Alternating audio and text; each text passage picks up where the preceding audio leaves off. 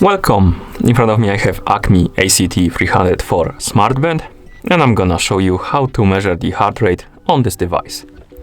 Before we start, a quick disclaimer: if you want to get the most accurate results of your measurements, make sure to put your smartband on your wrist and secure it tightly so it doesn't move around, and while you're measuring your heart rate, try not to move too much.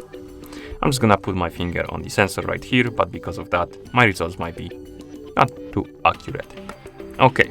So let's continue with the measurement. First thing you will need to do is to wake up the screen on your smartband, and you can do it by pressing on the touch sensitive button right here at the bottom of the screen. Once you wake up the screen, you can press the touch sensitive button again a couple of times until you find the heart rate widget, this one. And now your band should start measuring the heart rate automatically. It's measuring the heart rate in real time, so this number will jump around. But once it stabilizes, it should be your current heart rate.